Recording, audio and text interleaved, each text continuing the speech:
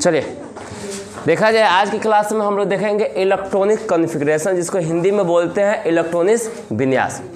आज क्लास में क्या देखेंगे? इलेक्ट्रॉनिक विन्यास, जिसको हिंदी में बोलते हैं क्या चीज़? इलेक्ट्रॉनिक विन्यास। अंग्रेजी में बोलते हैं इलेक्ट्रॉनिक कॉन्फ़िगरेशन। देखा जाए तो इलेक्ट्रॉनिक कॉन्फ़िगरेशन, देखो इलेक्ट्रॉनिक्स का मतलब अगर जैसे हम बात बोले इलेक्ट्रॉनिक तो आपके मन में क्या आएगा? इलेक्ट्रॉनिक का मतलब होता है इलेक्ट्रॉन। क्या चीज़? इलेक्ट्रॉन। इलेक्ट्रॉनिक्स का मतलब इलेक्ट्रॉन, तो इस इलेक्ट्रॉनिक का मतलब होता है इलेक्ट्रॉन, इलेक्ट्रॉन। और कॉन्फ़िगरेशन का मतलब होता है आपका सजाना, सजाना, सजाना। इलेक्ट्रॉनिक का मतलब होता है इलेक्ट्रॉन और कॉन्फ़िगरेशन का मतलब होता है सजाना। मतलब इलेक्ट्रॉनिक्स विन्यास में हम लोग क्या देखेंगे? तो इलेक्ट्रॉनिक्स विन्यास में हम लोग यही देखेंगे, इलेक्ट्रॉन को सजाना। अगर सिंपल सा कोई पूछेगा इलेक्ट्रॉनिक्स विन्यास का परिभाषा क्या हुआ, अगर सिंपल सी बात बोले इलेक्ट्रॉनिक्स विन्यास का परिभाषा क्या हुआ, तो सिंपल सा बात बोल सकते हैं कि इलेक्ट्रॉन के सजाने की प्रक्रिया को, इलेक्ट्रॉनिक्स विन्यास कहते हैं। किसको सजाने की प्रक्रिया को? तो इलेक्ट्रॉन की सजाने की प्रक्रिया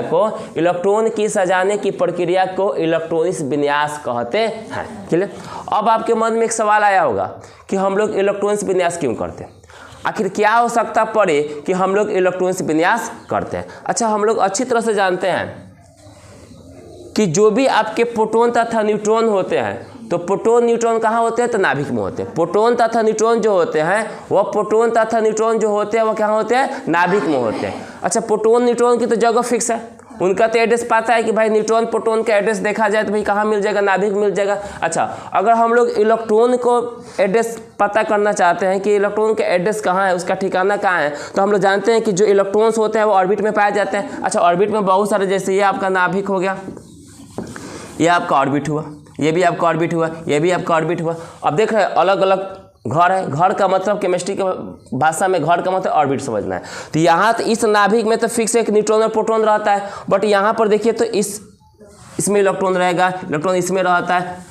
इसका कहने का मतलब हुआ कि भाई इलेक्ट्रॉन कहीं एक जगह फिक्स नहीं रहता है, इलेक्ट्रॉन के अलग अलग घर होते हैं, मतलब अलग अलग ऑर्बिट होते हैं। इसी कारण से हम लोग को भाई इलेक्ट्रॉनिक्स विन्यास की आवश्यकता पड़े। मतलब कहने का मतलब हुआ कि इलेक्ट्रॉन का एड्रेस पता करने के लिए, इलेक्ट्रॉन का ठिकाना पता करने के लिए क्या बनाया गया? इलेक्ट्रॉनिक्स विन्यास बनाया गया। क्या क्या देखिए, सबसे पहले इलेक्ट्रॉनिक्स विन्यास क्यों करते हैं? तो इलेक्ट्रॉनिक्स विन्यास हम लोग इसलिए करते हैं ताकि इलेक्ट्रॉन का एड्रेस पता चल सके, इलेक्ट्रॉन का ठिकाना पता चल सके। क्लियर? अब देखा जाए, सबसे पहला बात होता है कि भाई ऑर्बिट क्या होता है। ऑर्बिट हम किसको कहते हैं? ऑर्बिट क्या है? तो भाई सिंपल सी बात जानते हैं, अगर ऑर्बिट के बारे में हम लोग जानकारी दें तो ऑर्बिट के बारे में हम लोग क्या बोल सकते हैं? ऑर्बिट क्या होता है? तो किसी भी परमाणु के नाभिक के बाहर का वह जगह जहां इलेक्ट्रॉन उपस्थित रहकर नाभिक के चारों ओर चक्कर लगाता है, उसी जगह को क्या बोलते हैं? कक्ष कहते हैं। यानी कक्ष क्या होता है कि नाभिक के बाहर का जो भी जगह होता है, नाभिक के बाहर का जो भी जगह होता है, जैसे ये देख लो नाभिक है और ये नाभिक के बाहर सब क्या है? ये सब जगह, सारे के सारा नाभिक के बाहर का ये क्या है? जगह है। तो भाई कोई पूछेगा ऑर्बिट क्या होता है, तो सिंपल सी बात बोल सकते हैं कि नाभिक के बाहर का वह जगह जहां इलेक्ट्रॉन उपस्थित रहकर नाभिक के चारों ओर क्या करता है? चक्कर लगाता है। यानी इलेक्ट्रॉन का काम होता है नाभिक के चारों ओर चक्कर लगाना। अच्छा, नाभिक के चारों ओर चक्कर लगाता है तो हर एक अपना क्या होता है? घर होता है, मतलब हर एक अपना ऑर्बिट होता है। अब सुनो, अगर इसमें कोई इलेक्ट्रॉन है इस ऑर्बिट में, तो देखो कोई भी इलेक्ट्रॉन उसी ऑर्बिट में रह सकता है जिस ऑर्बिट का ऊर्जा उस इलेक्ट्रॉन की ऊर्जा के बराबर। कहने का मतलब कि अगर कोई इलेक्ट्रॉन इस ऑर्बिट में घूम रहा है, ये पहला ऑर्बिट में घूम रहा है, इसका मतलब पहला ऑर्बिट में इलेक्ट्रॉन तभी घूमेगा जब पहला ऑर्बिट का ऊर्जा और इस इलेक्ट्रॉन का ऊर्जा जब बराबर रहेंगे, तभी क्या होते हैं? पहला ऑर्बिट में क्या करते हैं? इलेक्ट्रॉन घूमते हैं। अगर मान लीजिए इस इलेक्ट्रॉन को इस ऑर्बिट में घूम रहे, इसका मतलब कि इस इलेक्ट्रॉन का ऊर्जा और जिस ऑर्बिट में इलेक्ट्रॉन घूम रहा है उस ऑर्बिट का ऊर्जा क्या होता है? बराबर होता है। मेरे बात समझ में आ रही है? कहने का मतलब हम कहना चाहते हैं कि हर एक इलेक्ट्रॉन हर एक ऑर्बिट में नहीं घूमता है, इलेक्ट्रॉन उसी ऑर्बिट में घूमेगा जिस ऑर्बिट की ऊर्जा उस इलेक्ट्रॉन की ऊर्जा से मिलती है। सभी इलेक्ट्रॉन सभी ऑर्बिट में नहीं घूम सकते हैं। मेरे बात समझ में आ रही है? तो छोटा सा एग्जांपल समझ, जैसे मान लो ये न्यूक्लियस हो गया, ये आपका ऑर्बिट है, के हो गया, एल हो गया। अच्छा, इस ऑर्बिट की ऊर्जा 10 जूल है, ठीक है, और इस ऑर्बिट की ऊर्जा 20 जूल है, ठीक है। इस ऑर्बिट की ऊर्जा कितना है? 10 जूल है, और इस ऑर्बिट की ऊर्जा कितना है? 20 जूल। अच्छा, इलेक्ट्रॉन की ऊर्जा आपका 10 जूल है। इलेक्ट्रॉन जो हुआ, उस इलेक्ट्रॉन की जो ऊर्जा हुआ, उस इलेक्ट्रॉन की ऊर्जा कितना हुआ भाई? तो 10 जूल हुआ उस इलेक्ट्रॉन की ऊर्जा। क्लियर? तो आप बताइए कि ये इलेक्ट्रॉन किस ऑर्बिट में घूमेंगे, पहला ऑर्बिट में घूमेंगे तो दूसरा ऑर्बिट में घूमेंगे। तो भाई सिंपल सी बात बोल सकते हैं पहला ऑर्बिट में घूमेंगे। क्यों? क्योंकि पहला ऑर्बिट की ऊर्जा इस इलेक्ट्रॉन की ऊर्जा से क्या हो रही है, मिल रही है। और हम लोग जानते हैं कि इलेक्ट्रॉन उसी ऑर्बिट में घूमेंगे जिस ऑर्बिट की ऊर्जा उस इलेक्ट्रॉन की ऊर्जा से मैच करेगी। क्लियर? तो यही आपका होता है ऑर्बिट। अभी तक ज्ञात ऑर्बिट की संख्या 7 होती है। ऐसे तो बहुत सारे ऑर्बिट है, बट अभी तक जो खोजा गया है वो अभी तक ज्ञात जो ऑर्बिट की संख्या हुआ वो ऑर्बिट की संख्या कितना होता है, 7।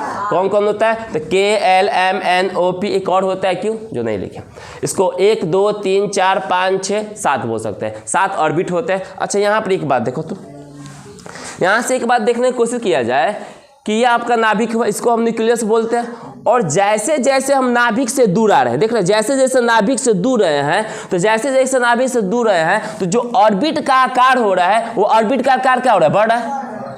अच्छा, जब ऑर्बिट का आकार बढ़ेगा, जैसे जैसे हम नाभिक से दूर आ रहे हैं वैसे वैसे ऑर्बिट का आकार बढ़ रहा है, तो वैसे वैसे इलेक्ट्रॉन रखने की क्षमता भी तो बढ़ेगा। ऑर्बिट में कौन रहते हैं, इलेक्ट्रॉन। अच्छा सिंपल सी बात समझो, अगर मान लीजिए छोटा घर है तो उसमें बहुत कम लोग रहते हैं, अगर बड़ा घर होगा तो उसमें लोगों के रहने की क्षमता बढ़ेगा कि नहीं बढ़ेगा, बढ़ जाएगा। इसी प्रकार यहाँ पर कि जैसे जैसे क्या होता है नाभिक से हम दूर जाएंगे तो जो ऑर्बिट का आकार होता है वो ऑर्बिट का आकार क्या होता है, बढ़ता जाता है। इसलिए इलेक्ट्रॉन रखने की क्षमता भी क्या होती है, बढ़ती जाती है। अब देखो, अब आपके मन में एक बात आ रहा होगा, कि भाई हम लोग को कैसे पता चलेगा कि किस ऑर्बिट में कितने इलेक्ट्रॉन रहते हैं। ये तो हम लोग को जानकारी मिल गया कि भाई ऑर्बिट में कौन रहते हैं, तो ऑर्बिट में इलेक्ट्रॉन रहते हैं। बट हम लोग को ये पता करना है कि किस ऑर्बिट में कितने इलेक्ट्रॉन रहते हैं, इसकी जानकारी पता करना है कि किस ऑर्बिट में कितने इलेक्ट्रॉन रहते हैं, इसकी जानकारी पता करना। चलिए तो देखते हैं थोड़ा।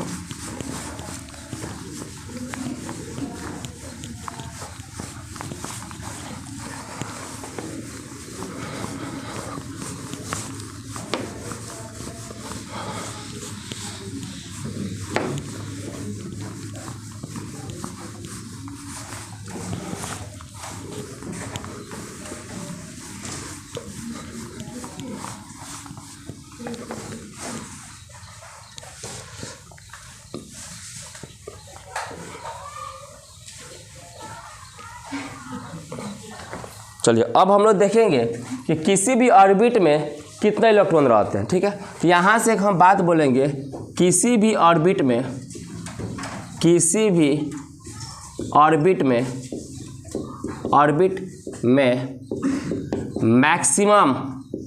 मैक्सिमम इलेक्ट्रॉन की संख्या, चलो तो इसका एक फॉर्मूला होता है जिसको बोलते हैं 2n²। किसी भी ऑर्बिट में मैक्सिमम कितना इलेक्ट्रॉन रह सकता है, क्योंकि हम लोग को पता है कि ऑर्बिट में भाई कौन रहता है, तो ऑर्बिट में रहता है इलेक्ट्रॉन। ऑर्बिट में कौन रहता है, इलेक्ट्रॉन। तो अब हम लोग को ये देखना है कि किसी भी ऑर्बिट में मैक्सिमम इलेक्ट्रॉन कितनी है। तो एक फार्मूला होता है कि किसी भी ऑर्बिट में मैक्सिमम इलेक्ट्रॉन की संख्या का एक फार्मूला होता है 2n², जहां n का मतलब होता है ऑर्बिट के नंबर ऑफ ऑर्बिट, जहां n का मतलब होता है number of orbit. Number of orbit का मतलब होता है कक्ष की संख्या, जो हम लोग कक्ष के बारे में जाने। जैसे हमको पहला ऑर्बिट का ज्ञात करना है, फर्स्ट ऑर्बिट का ज्ञात करना है कि फर्स्ट ऑर्बिट में मैक्सिमम कितने इलेक्ट्रॉन रह सकते हैं, ये ज्ञात करना है। तो भाई सिंपल सी बात है, फॉर्मूला लगाएंगे। क्या चीज़ होता है फॉर्मूला, 2n²। क्या होता है, 2n²। चलो तो 2 × n के जगह पर पहला ऑर्बिट की बात हो रही है, n की जगह पर पहला ऑर्बिट की बात हो रही है। जब पहला ऑर्बिट की बात रही थे 1 का स्क्वायर, तो कितना हुआ आपका 2 इलेक्ट्रॉन। यानी हम लोग की ये बात समझ में आया कि पहला ऑर्बिट में कितने इलेक्ट्रॉन रह सकते हैं, 2, मैक्सिमम 2। 1 भी रह सकते हैं, 2 भी रह सकते हैं, लेकिन 2 से अधिक इलेक्ट्रॉन नहीं रह सकते। जब भी इलेक्ट्रॉन रहेंगे तो कितने इलेक्ट्रॉन रहेंगे, मैक्सिमम 2 इलेक्ट्रॉन रह सकते हैं। कितने इलेक्ट्रॉन, मैक्सिमम 2 इलेक्ट्रॉन ही रह सकते हैं। अच्छा, अगर हमको सेकेंड ऑर्बिट की बात करें, अगर हम सेकेंड ऑर्बिट की बात करते हैं, सेकेंड ऑर्बिट की बात करें तो देखो 2n², 2 × 2k² यानी 2 × 4 बराबर कितना 8 इलेक्ट्रॉन। यानी हम लोग को समझ में आ गया कि अगर दूसरी ऑर्बिट की बात किया जाए तो दूसरी ऑर्बिट में इलेक्ट्रॉन की संख्या कितनी होती है भाई, तो दूसरे ऑर्बिट में इलेक्ट्रॉन की संख्या 8 होती है। कितना होती है 8 होती है। दूसरे ऑर्बिट में इलेक्ट्रॉन की संख्या कितनी होती है 8। इसी तरह से हम तीसरी ऑर्बिट के ऊपर बोले तो थर्ड ऑर्बिट के बारे में देखा जाए तो थर्ड ऑर्बिट में कितने इलेक्ट्रॉन हो सकता है भाई, तो 2n²। अब डायरेक्ट फॉर्मूला होता है 2 × 3k² यानी 2 × 18 इलेक्ट्रॉन। अरे बात समझ में, यानी हम लोग का थर्ड ऑर्बिट में देखा जाए तो थर्ड ऑर्बिट में टोटल कितने इलेक्ट्रॉन रह सकते हैं 18 इलेक्ट्रॉन रह सकते हैं। तीसरे ऑर्बिट में कितने इलेक्ट्रॉन रह सकते हैं 18 इलेक्ट्रॉन रह सकते हैं तीसरे ऑर्बिट में। अगर हम फोर्थ ऑर्बिट की बात करें, इसी तरह फिफ्थ ऑर्बिट की बात करें, सिक्स्थ ऑर्बिट की बात करें, सेवंथ ऑर्बिट की बात करें तो हम इलेक्ट्रॉन की संख्या निकाल सकते हैं ना। अगर इसकी बात करें तो कितना हो जाएगा, अगर इसकी बात करें तो देखो तो इसका 2k² 4 कीजिएगा 2 × 4k² यानी 2 × 32 32 हो जाएगा। इसका कितना हो जाएगा, अगर इसका 5 का आया जाए तो 50 हो जाएगा, 50 इलेक्ट्रॉन्स हो जाएगा। इसका 6 का आया जाए तो कितना हो जाएगा आपका 72 इलेक्ट्रॉन्स आ जाएगा। अगर इसका किया जाए तो कितना आ जाएगा 98 इलेक्ट्रॉन आ जाएगा। यानी ये हम लोग क्या देखें, तो ये हम लोग देखें कि किसी भी ऑर्बिट में कितना मैक्सिमम इलेक्ट्रॉन रहता है। तो भाई हम लोग को पता चला कि जो पहला ऑर्बिट होता है तो पहला ऑर्बिट में इलेक्ट्रॉन की संख्या कितना होती है 2 होती है। दूसरा ऑर्बिट में इलेक्ट्रॉन की संख्या कितनी होती है 8 होती है। तीसरा ऑर्बिट में इलेक्ट्रॉन की संख्या कितनी होती है 18 होती है। चौथी ऑर्बिट में इलेक्ट्रॉन की संख्या कितनी होती है 32 होती है। पांचवी ऑर्बिट में इलेक्ट्रॉन की संख्या कितनी होती है 50 होती है। छठी ऑर्बिट में कितनी होती है 72 होती है। और आपकी सातवीं जो ऑर्बिट होती है उस सातवीं ऑर्बिट में जो इलेक्ट्रॉन की संख्या होती है वो इलेक्ट्रॉन की संख्या कितना होता है आपका 98 होता है। तो हम लोग ऑर्बिट देखें। अब देखना है कि ऑर्बिट के बाद हम लोग को देखना है उपकक्ष, जिसको बोलते हैं सब सेल। क्या बोलते हैं सब सेल। ऑर्बिट के बाद देखा जाए तो ऑर्बिट के बाद हम लोग को देखना है भाई सब सेल। क्या देखना है सब सेल। ऑर्बिट के बाद देखा जाए तो ऑर्बिट के बाद हम लोग को देखना है सब सेल। सब सेल बोले तो आपका होता है उपकक्ष। क्या होता है भाई उपकक्ष। सब सेल का हिंदी होता है उपकक्ष। उपकक्ष का मतलब समझिए क्या होता है। उपकक्ष का मतलब होता है आपका कि कक्ष के छोटे छोटे भाग को, यहाँ से बात बोले तो हम बोल सकते हैं कक्ष के छोटे छोटे भाग को, कक्ष के छोटे छोटे भाग को, कक्ष के छोटे छोटे भाग को उपकक्ष कहते हैं। उपकक्ष कहते हैं। उपकक्ष कहते हैं। उपकक्ष कहते हैं। अर्थात उपकक्ष कक्ष के अंदर उपस्थित होते हैं। अर्थात उपकक्ष अर्थात उपकक्ष कक्ष के अंदर उपस्थित रहते हैं। उपस्थित रहते हैं।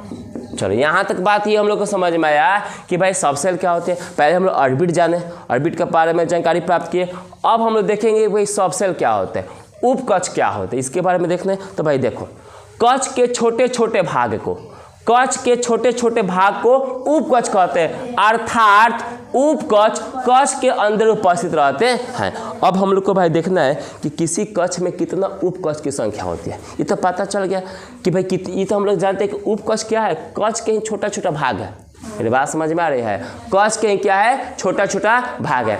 अब हम लोग को ये समझना है, भाई कि आखिर किसी कक्ष में कितना उपकक्ष होते हैं।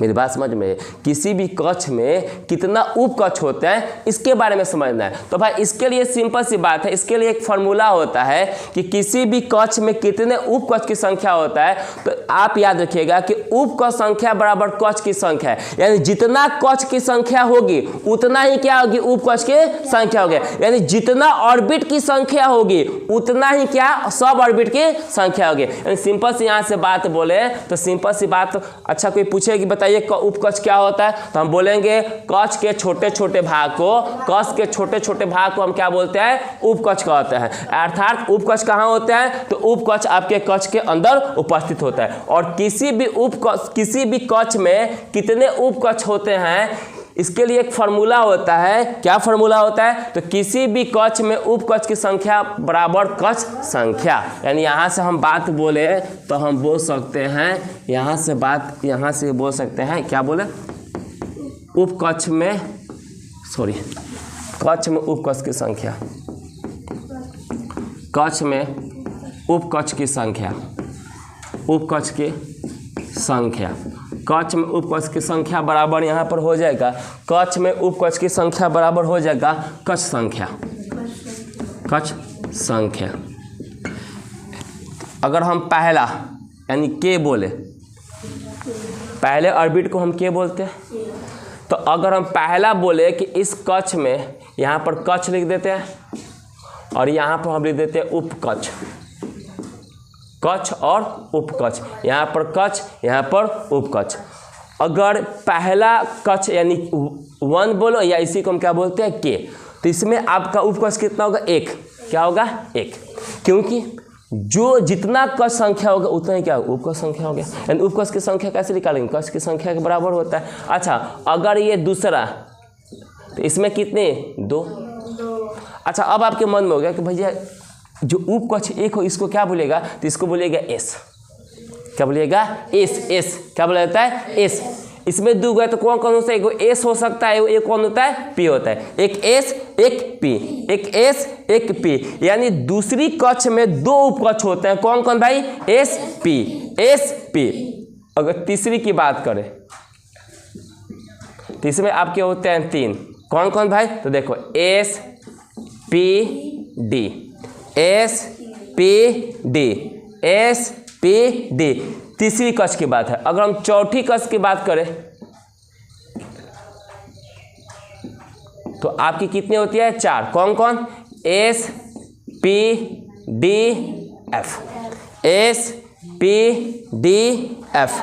अगर हम 5वीं कक्ष की बात करें के एल एम एन ओ, तो 5 होते हैं, कौन कौन S P D F G, S P D F G. अगर हम 6ठी की बात करें तो आपका 6, कौन कौन भाई, तो S P D F G H. अगर हम 7वीं की बात करें तो आपका हो सकता है 7, S P D F G H I. यानी ये हम लोग क्या देखें, तो ये हम लोग देखें भाई किसी भी कक्ष में कितने उपकक्ष होते हैं, किसी भी कक्ष में कितने उपकक्ष होते हैं इसके बारे में जानकारी लिए। तो हम लोग देखें कि पहला जो कक्ष होता है उस पहला कक्ष में एक उपकक्ष होता है जिसको हम एस बोलते हैं, क्या बोलते हैं एस सब सेल बोलते हैं, इसको एस उपकक्ष बोलेंगे। दूसरी कक्ष में देखा जाए तो दूसरी कक्ष में एस और पी होता है, एस और पी होता है। अगर हम तीसरी कक्ष की बात देखा जाए तो S P D, S P D. अगर चौथी कक्ष की बात किया जाए तो एस पी डी एफ। अगर 5वीं कक्ष की बात किया जाए तो S P D F G. अगर 6ठी कक्ष की बात किया जाए, 6ठी कक्ष की बात किया जाए तो आपका S P D F G H. अगर 7वीं कक्ष की बात किया जाए तो S P D F G H I. ये हम लोग देखें कि भाई किसी भी ऑर्बिट में कितने उपकक्ष होते हैं और कौन कौन होंगे। अब आपके मन में एक सवाल होगा कि भैया ये तो हम लोग देखें कि भाई किसी भी कक्ष में कितने इलेक्ट्रॉन होते हैं। अब तो ये पता करें कि भाई जो एस सब सेल है तो इस एस सब सेल में कितने इलेक्ट्रॉन होंगे। ये आपके पी सब सेल है तो इस पी सब सेल में कितने इलेक्ट्रॉन होंगे। अगर डी सब सेल है तो डी सब सेल में कितने इलेक्ट्रॉन होंगे, इसके बारे में हम लोग कब जानकारी करना है। आया बात समझ में। तो अच्छा चलो यहाँ से थोड़ा सा बात समझिए, तो यहाँ से थोड़ा बात समझने की कोशिश कीजिए। पहला ऑर्बिट में कितना इलेक्ट्रॉन 2। पहला ऑर्बिट में कितने इलेक्ट्रॉन 2। पहला ऑर्बिट में कितने इलेक्ट्रॉन 2। अच्छा पहला ऑर्बिट में कितने आपके सब सेल 1। पहला ऑर्बिट में कितने सब सेल आपका 1। कौन सा है एस, कौन एस एस। अब देखो तो बाबू अच्छा एक बता, ये इसके बराबर है, ये इसके बराबर है। तो अगर पहला कक्ष में 2 इलेक्ट्रॉन होता है और पहला कक्ष के पास अगर एक ही उपकक्ष है, इसका मतलब पूरा का पूरा इलेक्ट्रॉन किसको मिलेगा, इसी को मिलना चाहिए। मेरी बात समझ में आ रही है। पूरा का पूरा इलेक्ट्रॉन किसको मिलेगा, एस को मिलेगा। यानी एस सब सेल में कितना इलेक्ट्रॉन हो जाएगा 2। कितना हो जाएगा एस सब सेल में कितने इलेक्ट्रॉन होगा 2। तो आप उपकक्ष लिखते हैं, उपकक्ष, और इसमें लिखेंगे आपका उपकक्ष और उपस्थित इलेक्ट्रॉन, उपस्थित इलेक्ट्रॉन। अब देखो अगर एस सब सेल की बात किया जाए तो एस सब सेल में कितने इलेक्ट्रॉन 2, तो 2 बोल देंगे। अब आइए, अब आपके मन में होगा एस के बाद पी में कितना होता है। अच्छा सोचो, ये दूसरा ऑर्बिट है, ये आपका दूसरा ऑर्बिट है, और दूसरा ऑर्बिट में आपका जो इलेक्ट्रॉन की संख्या होती है वो कितना होती है, 8 होती है। अच्छा, इसका मतलब हुआ कि एस और पी मिलाकर कितने इलेक्ट्रॉन हुआ, 8, क्योंकि दूसरी ऑर्बिट में आपके दो उपकक्ष है, एस और पी। जब एस और पी दो उपकक्ष है और जितने दूसरी कक्ष में इलेक्ट्रॉन होती है उतना ही एस और पी दोनों को जोड़ेंगे तो उतना ही इलेक्ट्रॉन होगा। तो एस और पी जोड़ के कितने इलेक्ट्रॉन होगा, 8। अच्छा, तो एस और पी जब जोड़ के 8 इलेक्ट्रॉन आ रहा है, अभी तो हम लोग सीखे कि भाई एस में 2 इलेक्ट्रॉन होते हैं, तो पी में कितने इलेक्ट्रॉन, 6। अरे पी में 6 नहीं इलेक्ट्रॉन हुआ, यानी 2 को जोड़ के 8 है, एस और पी जोड़ के 8 इलेक्ट्रॉन रहा है। हम लोग को पता है कि एस में आपके 2 इलेक्ट्रॉन है, तो पी में पता नहीं चल जाए कितने इलेक्ट्रॉन देगा, 6। यानी पी उपकक्ष में देखा जाए तो पी उपकक्ष में कितने इलेक्ट्रॉन उपस्थित रहेंगे, आपका 6। अब इसी तरह डी में निकालिएगा तो आपका 10 हो जाएगा, कितना हो जाएगा, 10। एफ में निकालिएगा तो आपका 14 हो जाएगा, कितना हो जाएगा, 14। जी में निकालिएगा तो आपका 18 हो जाएगा। एच में निकालिएगा तो आपका 22 हो जाएगा। अगर आई में निकालिएगा तो आपका कितना हो जाएगा, 26 हो जाएगा। कितना हो जाएगा, 26। यानी अब हम लोग को ये समझ में आया, अब हम लोग को ये समझ में आया कि जो आपका एस उपकक्ष होता है, उस एस उपकक्ष में उपस्थित इलेक्ट्रॉन कितना होता है, तो 2 इलेक्ट्रॉन उपस्थित है। किस में, एस उपकक्ष में 2 इलेक्ट्रॉन, यानी एस उपकक्ष में 2 से अधिक कभी भी इलेक्ट्रॉन नहीं हो सकता है। एस सब सेल में 1 इलेक्ट्रॉन हो सकता है, 2 इलेक्ट्रॉन हो सकता है, बट कभी भी 3 इलेक्ट्रॉन नहीं हो सकता है, क्योंकि भाई एस के पास मैक्सिमम 2 ही इलेक्ट्रॉन रखने की कैपेसिटी है। मेरी बात समझ में आ रहा है। पी मैक्सिमम कितने इलेक्ट्रॉन रख सकता है, 6। 1 रख सकता है, 2 भी रख सकता है, 3 भी रख सकता है, 4 भी रख सकता है, 5 भी रख सकता है, 6 भी हो सकता है। बट चाहे कि पी में 7 इलेक्ट्रॉन हो जाए तो पी में कभी भी 7 इलेक्ट्रॉन नहीं हो सकता है। उसी तरह डी में कितना, 10, एफ में कितना, 14, जी में कितना, 18, एच में कितना, 22 और आई में कितना, 26। तो ये बात समझ में आए, किसी उपकक्ष में कितने उपस्थित इलेक्ट्रॉन होते हैं, ये बात समझ में। यानी एस में अब इलेक्ट्रॉन दिखाने का तरीका भी सीख लीजिए, उपकक्ष में इलेक्ट्रॉन कैसे दिखाया जाता है। अगला हम लोग पॉइंट देखेंगे कि उपकक्ष में इलेक्ट्रॉन दिखाने का तरीका। उपकक्ष तक समझ में आ गया। अब अगला हम लोग देखेंगे उपकक्ष में इलेक्ट्रॉन सजाने की तरीका। चलिए,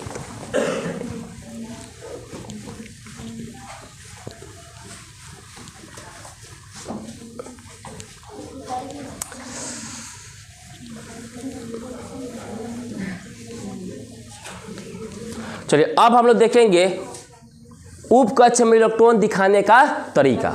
चलो अगला यहां से देखेंगे कि उपकक्ष में इलेक्ट्रॉन दिखाने का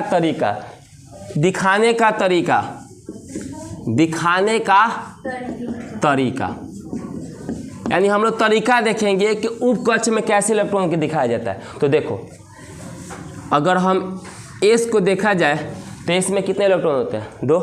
तो हम इसको एस में देखा जाए तो इसको दिखाएंगे S2 बोल देंगे। क्या बोलेंगे, S2। अगर P में दिखाया जाए तो बोलेंगे P6। अगर D में बोला जाए तो बोलेंगे D10। अगर F में बोला जाए तो बोलेंगे F14। और GHI अभी तक उसकी उतनी अनस्टेबल है। SPDF 4 ही आपका जो होते हैं आपके सब सेल वो स्टेबल है, बाकी GHI अनस्टेबल है, उसकी चर्चा भी नहीं किया जाता। ऐसा दिखा सकते हैं, आपको पता है कि G में कितना होता है, H में कितना होता है, I में कितना दिखा सकते हैं, लेकिन स्टेबल में देखा जाए तो कितना, SPDF। S में कितना, 2 इलेक्ट्रॉन, तो S2 बोल दिए। P में कितना, 6, तो बोल दिए P6 बोल दिए। D में कितना, D10, तो D10 बोल दिए। और F में कितना, F14। तो ये हम लोग देखिए कि भाई किसी भी ऑर्बिट में किसी भी सब सेल में कैसे इलेक्ट्रॉन दिखला सकते हैं, इसका हम लोग तरीका सीखे। अच्छा, अब हम लोग को दिखाना है कि अब हम लोग तो पता चल गया।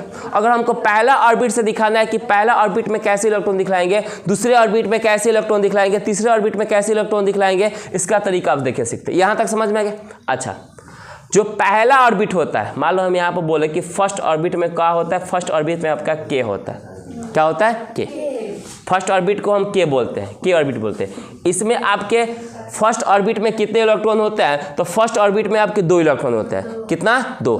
अच्छा, फर्स्ट ऑर्बिट में कितना उपकक्ष होते हैं? तो 2 ही उपकक्ष होते हैं, सॉरी 2 होते हैं गधा, 1 होते हैं। कितने होते हैं? 1 होते हैं। पहले उपकक्ष में पहले कक्ष में कितने उपकक्ष होते हैं? तो 1 होते हैं।